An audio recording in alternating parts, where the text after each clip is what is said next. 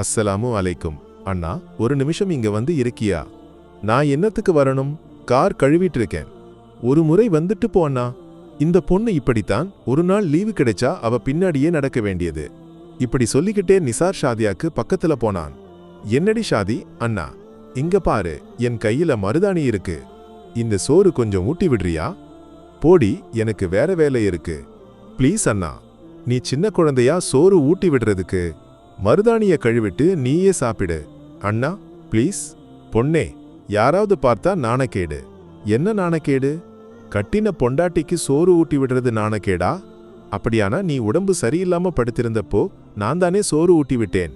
அது இது மாதிரியா? சரி, இப்போ ஊட்டி விடுறேன். ஆனா இனி இப்படி கோமாளித்தனம் காட்டி இந்த மாதிரி விஷயம் என்கிட்ட சொல்லாத. சரி, வேற யார்கிட்டையாவது சொல்லிடுறேன். புத்து, பேசாம வாயத்திற. அப்போ அண்ணாக்கு என் மேல அன்பு இருக்கு இல்லையா? அது இருக்கிறதால தானே 1.5 வருஷமா உன்னை சகிச்சுக்கிட்டு இருக்கேன். அது இல்ல, அண்ணாக்காரெல்லாம் கழுவி எங்க போற? எனக்கு டவுனுக்கு போய் கொஞ்சம் வேலை இருக்கு. உண்மையே சொல்லு, அந்த காலேஜ் முன்னாடி போய் பொண்ணுங்க வாய பார்த்து உட்கார்ந்திருக்க போற இல்ல? இனி பார்த்து என்ன பண்ண? உன்னை என் தலையில வச்சு தரலையா உன் அப்பா? லீவு நாளாவது அண்ணா என் கூட இருக்க மாட்டியா? அப்புறம் உனக்கு சமையலறை வேலையையும் என்கிட்ட செய்ய வைக்கணும். அப்படித்தான் அன்பு உள்ள கணவன்மார்கள் இருப்பாங்க. அதுக்கு வேற ஆளை பாரு. இப்படி சொல்லி நிசார் கார் கழுவுறத தொடர்ந்தான். மாலையிலும் டவுனுக்கு கிளம்புறதுக்கு தயாரானான். அண்ணா, சீக்கிரம் வருவியா? எதுக்கு? வெறுங்கையா? பார்க்கலாம். எல்லா பொண்ணுங்களையும் பார்த்து முடிச்சு சீக்கிரம் வர முடிஞ்சா வரேன். போ. இப்படி சொல்லி ஷாதிய உள்ள ஓடிப்போனா. நண்பர்களோட அங்காடியில உட்கார்ந்திருக்கும் போது அம்மாவோட கால் வந்தது. என்னம்மா? மகனே, ஷாதி இங்க படுத்து அழுது கொண்டிருக்கா. வயிறு வலிக்குதுன்னு சொல்றா. நீ சீக்கிரம் ஒரு வண்டி எடுத்து வா, நாம ஆஸ்பத்திரிக்கு கூட்டிட்டு போவோம். சரியாம்மா, நான் இதோ வந்துட்டேன், நீங்க ரெடியா இருங்க. நிசாரும் அம்மாவும் ஷாதியை கூட்டிட்டு ஆஸ்பத்திரிக்கு போனாங்க. ஆஸ்பத்திரியில பரிசோதனைகள் முடிஞ்சு டாக்டர் அவங்களுக்கு சொன்னார், மகிழ்ச்சிக்கு காரணம் இருக்கு, நீங்க ஒரு அப்பாவாக போறீங்க. ஷாதியாவோட முகம் சந்தோஷத்தால விரிஞ்சது.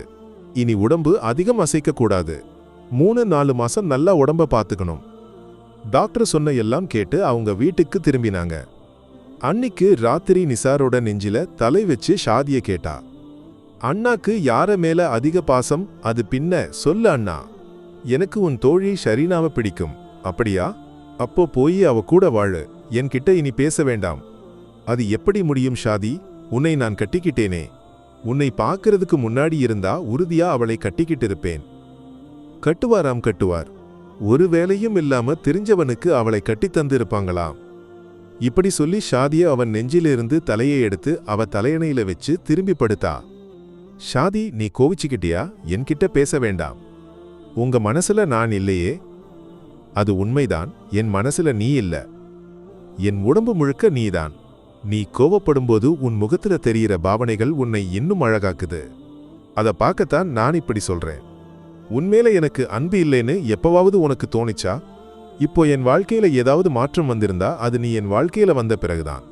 இன்னைக்கு நீ என் குழந்தையோட அம்மான்னு தெரிஞ்சப்போ அந்த அன்பு இரட்டிப்பு ஆகுது. நீ இருக்கும்போது என் முன்னாடி வேற எந்த தேவதை வந்தாலும் அது உனக்கு பதிலாக முடியாது. இத சொல்லி முடிக்கும் போதே அவளோட கைகள் அவனை சுத்தி வளைச்சிருந்தது. மாதங்கள் கடந்து போச்சு. ஒரு நாள் வேலையில இருக்கும்போது ஷாதியோட அப்பாவோட போன் வந்தது.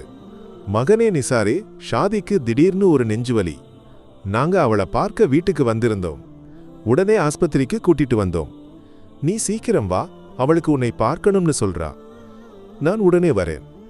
ஆஸ்பத்திரியில வந்து நிசார் டாக்டர் கிட்ட பேசினான். மெடிக்கல் ரிப்போர்ட்டை பார்த்து டாக்டர் நிசார் கிட்ட சொன்னார், ஷாதியாவோட இதயம் ரொம்ப ஆபத்தான நிலைமைக்கு போய்கிட்டு இருக்கு. உடனே ஒரு ஆபரேஷன் செய்யலைன்னா அவளோட உயிருக்கு ஆபத்து. அதுக்கு முன்னாடி அவளை புரிய வைக்கணும். அவ வயித்துல வளர்ந்து இருக்கிற குழந்தை பிறக்கக்கூடாது. ஏன்னா ஒருவேளை அந்த குழந்தை பிறக்கும்போது அவளுக்கு ஏற்படுற உடல் பிரச்சனைகள் அவ இதயத்தை நிறுத்திடலாம். இப்போ அவளுக்கு நிறைய ட்ரீட்மெண்ட் வேணும், ஓய்வும் வேணும். விரைவில் அந்த விஷயத்துல ஒரு முடிவு எடுத்து அவளை அட்மிட் பண்ணணும். அவளோட நோயை பற்றி சொல்லாம குழந்தையை கலைக்க ஏதாவது வழி கண்டுபிடிக்கணும். அதுக்கு ஒரு கணவனோட அன்பு மட்டுமே முடியும். டாக்டர், அவள் இப்போ எனக்கு எதையும் விட பிரியமானவள். அவள் இல்லாம ஒரு வாழ்க்கை என்னால முடியாது. பிறக்க போற குழந்தைய பத்தி சந்தோஷப்பட்டு இருக்கா. இப்போ எல்லாரையும் விட அந்த குழந்தைய அவள் ரொம்ப நேசிக்கிறா. அவள் கிட்ட நான் எப்படி சொல்றது அந்த குழந்தை வேணாம்னு? நிசார், நான் சொல்றது ஷாதியாவோட உயிரை காப்பாத்துற கடைசி வழி. இந்த சமயத்துல ஒரு டாக்டரா நான் எந்த பரிசோதனைக்கும் தயாராக சொல்ல மாட்டேன். ஏன்னா நான் படிச்சது நோயாளிகளோட உயிரை காப்பாத்துறதுக்கு. அவளை புரிய வைக்கலேனா ஒருவேளை அவளோட இருப்பு உங்க நினைவுல மட்டும்தான் இருக்கும். அவள் முழு ஆரோக்கியத்தோட திரும்பி வந்தா அவள்கிட்ட இருந்து குழந்தைகளை நிச்சயமா எதிர்பார்க்கலாம். இப்போ அந்த குழந்தையை கலைக்கிறத தவிர வேற வழி இல்லை. இனி வர்ற நாட்கள் தாமதமாகும்போது அவளோட உயிருக்கு ஆபத்து. இத மனசுல வச்சு விரைவில் அவளை புரிய வைக்கணும். டாக்டர் ரூம்ல இருந்து வெளியே வந்த நிசார் கிட்ட ஷாதிய ஓடி வந்து கேட்டா, என்ன அண்ணா, டாக்டர் என்ன சொன்னார்? ஏய், அதுல ஒன்னும் குழப்பம் இல்ல, கேஸ் பிரச்சனை தான், அதுக்கு மருந்து கொடுத்திருக்காங்க. அவ்வளவு சொல்லி அவங்க அவளை கூட்டிட்டு வீட்டுக்கு போனாங்க. அன்னிக்கு ராத்திரி களைப்புல ஷாதிய சீக்கிரமே தூங்கிட்டா. ஷாதி, நீ தூங்கிட்டியா? நிசாரோட இடறிய குரல்ல கேட்ட கேள்விய கேட்டு ஷாதிய எந்திரிச்சா. அண்ணா, ரொம்ப களைப்பு, அந்த இன்ஜெக்ஷன் போட்டதால இருக்கும்னு நினைக்கிறேன். அண்ணா, ஏன் இப்படி இருக்க? ஒண்ணுமில்ல, திடீர்னு நீ ஆஸ்பத்திரியில இருக்குன்னு உப்பா சொன்னப்போ உண்டான ஒரு விஷமம். அதுக்காகவா அண்ணா இப்படி விஷமிக்கிற? அப்போ நான் இறந்து போனா? ஷாதி, இனி ஒரு தடவை கூட அந்த வார்த்தைய நீ என்கிட்ட சொல்லக்கூடாது. அப்படி என்னை தனியா விட்டுட்டு உன்னால போக முடியுமா? அண்ணா, நான் ஒரு தமாஷா சொன்னேனே. அது போகட்டும், வா, நான் சாப்பாடு எடுத்து தரேன். அது வேணாம், நீ இங்க உட்காரு, நமக்கு சாப்பாடு நான் எடுத்து வரேன். நிசார் சாப்பாடு எடுத்து ரூமுக்கு வந்தான். நான் ஊட்டி விடுறேன். ஐயோ அண்ணா, ஒரு சின்ன நெஞ்சுவலி வந்த உடனே இப்படியெல்லாம் ஆரம்பிச்சா நாணக்கேடு. யாராவது பார்த்தா என்ன சொல்வாங்க? யாரு என்ன சொன்னாலும் எனக்கு ஒண்ணும் இல்ல, நீ வா, வாயத்திர. இத பார்த்து அவளோட கண்ணுல தண்ணி நிறைஞ்சது. தூங்க படுக்கும்போது ஷாதியோட முகத்தை அவன் எடுத்து அவன் நெஞ்சோட சேர்த்து பிடிச்சான். ஷாதி, நான் ஒரு விஷயம் சொன்னா நீ கேட்பியா? அண்ணா, இதுவரை சொன்னதை எதையாவது நான் கேட்காம இருந்திருக்கேனா? அண்ணா சொல்லு, நான் கேட்பேன். ஷாதி, கேட்டு முடியும் போது நீ அழக்கூடாது. அண்ணா, தமாஷா பேசாம காரியத்தை சொல்லு. ஷாதி, நமக்கு இப்போ இந்த குழந்தை வேணுமா? இன்னும் 1 வருஷம் கழிச்சு போதாதா? இது அண்ணா நிஜமாவா சொல்ற? ஆமா ஷாதி, உன் உடல்நிலை சரியில்லைன்னு டாக்டர் சொன்னார். இந்த நிலைமையில குழந்தைய பெத்துக்கிறது உன் உயிருக்கும் குழந்தையோட உயிருக்கும் ஆபத்துன்னு சொன்னாங்க. அதனால இப்போ இது வேணாம் ஷாதி.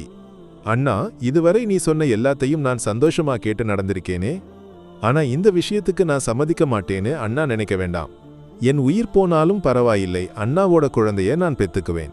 பெத்துக்க கூடாதுன்னு என்னை கட்டாயப்படுத்த அண்ணாவால முடியாது. இனி இந்த விஷயத்த சொல்லி அண்ணா என்கிட்ட வர வேண்டாம். ஷாதி, நீ விஷயங்களை கொஞ்சம் தீவிரமா எடுத்துக்கோ. நீ இல்லாம எனக்கு குழந்தை கிடைச்சி என்ன பண்ண? நீ கூட இருந்தா நமக்கு மறுபடியும் ஆகலாமே. உன் வாழ்க்கையை கெடுத்து எனக்கு குழந்தை தரணுமா? அண்ணா, இந்த குழந்தைய பெத்துக்கிறதோட நான் இறந்துட்டா ஒரு உயிரை கொடுத்துட்டு தானே இறந்தேன். அந்த சந்தோஷத்தோட என்னால போக முடியும். ஆனா இத கலைச்சா ஒரு கொலைகாரியாதான் என்னால போக முடியும். அண்ணாவுக்கு கொஞ்சமாவது அன்பு இருந்தா இந்த குழந்தைய கலைக்க சொல்லக்கூடாது. இனி அண்ணா வாயில இருந்து அப்படி கேட்க வேண்டி வந்தா பின்ன ஷாதி உயிரோட இருக்க மாட்டா. மாதங்கள் கழிஞ்சு போச்சு. இப்போ அவளுக்கு அவளோட நோய் என்னன்னு தெரிஞ்சு போச்சு. ஆனா அவளோட முடிவுல எந்த மாற்றமும் இல்ல. இனி எண்ணப்பட்ட நாட்கள் மட்டுமே நிசாரோட அன்பு நிழலில் வாழ முடியும்னு புரிஞ்ச அவள் அவனை இன்னும் அதிகமா நேசிக்க ஆரம்பிச்சா.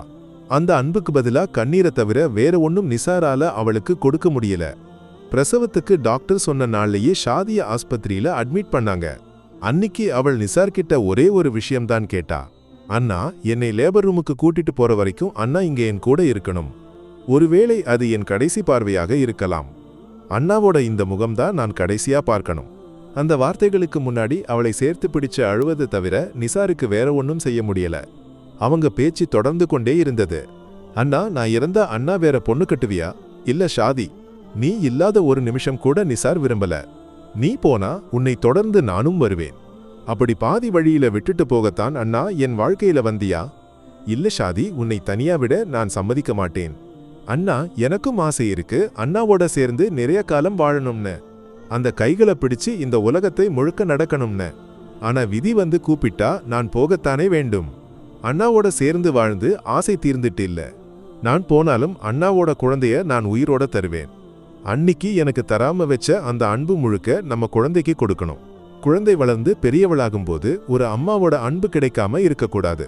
அதனால எனக்கு ஏதாவது ஆனா அண்ணா வேற ஒரு கல்யாணம் பண்ணிக்கணும். அவள்கிட்ட அண்ணா சொல்லணும் குழந்தைய பொண்ணு மாதிரி பாத்துக்கணும்னு. அன்பு மட்டும் தெரிஞ்ச ஷாதியாவோட குழந்தைன்னு. பின்னர் பேச்சு பரஸ்பர தேம்பல்களாக மாறியது. காலையில லேபர் ரூமுக்கு கூட்டிட்டு போக சிஸ்டர்கள் அவங்க ரூமுக்கு வந்தாங்க. அண்ணா, என்னை ஒரு முறை சேர்த்து பிடிக்கிறியா? என் நெத்தியில ஒரு முத்தம் தருவியா? இனி ஒருவேளை எனக்கு அந்த பாக்கியம் கிடைக்கலேனா? அண்ணா, இந்த பொட்டப்பெண்ணி ஏதாவது விதத்துல அண்ணாவோட மோசமா நடந்திருந்தா மன்னிச்சு விடணும். நிசார் அவளை சேர்த்து பிடிச்சு விசும்பி அழ ஆரம்பிச்சான். அண்ணா, நான் நேத்து சொன்ன விஷயங்களை செய்வேன்னு அண்ணா எனக்கு சத்தியம் பண்ணி தரணும். அவளுக்கு முன்னாடி அவன் அதை கேட்க வேண்டி வந்தது. அவளை லேபர் ரூமுக்கு கூட்டிட்டு போனாங்க. இனி அவளோட வாழ்க்கையோட ஒவ்வொரு நிமிஷமும் கடவுளோட கைகளில இருக்கு. வெளியே காத்திருக்கிறவங்க பிரார்த்தனையில இருக்கிறாங்க. மணிக்கணக்கா அவங்க லேபர் ரூமுக்கு வெளியே காத்திருந்தாங்க. கடைசியில லேபர் ரூமோட கதவு திறந்து சிஸ்டர் சொன்னாங்க, ஷாதி பிரசவிச்சிட்டா, பெண் குழந்தை. எல்லாரோட முகத்திலையும் சந்தோஷம் விரிஞ்சது. நிசார் முதல்ல கேட்டது ஷாதிய பத்தி தான். சிஸ்டர் ஷாதி, அவளுக்கு ஒன்னும் குழப்பம் இல்ல. கொஞ்ச நேரம் கழிச்சு அந்த குழந்தைய கூட்டிட்டு சிஸ்டர் வெளியே வந்தாங்க. திடீர்னு டாக்டர்கள் அந்த ரூமுக்குள்ள போறத அவங்க பார்த்தாங்க. அல்ப நிமிஷ சந்தோஷத்துக்கு பிறகு அவங்க முகத்துல மறுபடியும் சோகம் வந்து சேர்ந்தது. எல்லாரும் பயந்ததுதான் நடந்தது. வெளியே வந்த டாக்டர் நிசார் கிட்ட சொன்னார், கடவுள் கைவிட்டுட்டார். அதுக்கு பிறகு எங்களால ஒன்னும் செய்ய முடியல. பின்னர் அங்க கூட்ட நிலவெளியா இருந்தது. உயிரில்லாத அவளை பிடிச்சு நிசார் பல தடவை கூப்பிட்டான். ஷாதி, பாரு, கண்ணை திறந்து பாரு, நம்ம மகள். நீதானே சொன்ன அவளை முதல்ல நீ பார்க்கணும்னு, உன் பக்கத்துல சேர்த்து வைக்கணும்னு. அப்புறம் ஏண்டி இப்படி? அந்த காட்சியை சுத்தி நின்னவங்களால தாங்க முடியல. கடைசியில அந்த குழந்தையையும் வெள்ளை துணியில பொதிஞ்ச ஷாதியாவோட உடம்போட வீட்டுக்கு போகும்போது அவளுக்கு அருகில உட்கார்ந்து நிசார் சொல்லிக்கிட்டு இருந்தான், என் வாழ்க்கையில வந்த பிறகு எல்லா விஷயத்திலையும் அவள்தான் எனக்கு முன்னாடி இருந்தா. எனக்கு தர்ற அன்புல, என்னை பராமரிக்கிறதுல, எல்லாத்துலயும். ஒரு தடவை கூட எதுலையும் அவளை விட முன்னாடி வர அவள் விடமாட்டா. இந்த பயணத்திலையும் அவள் என்னை விட நிறைய முன்னாடி பயணமாகிட்டா.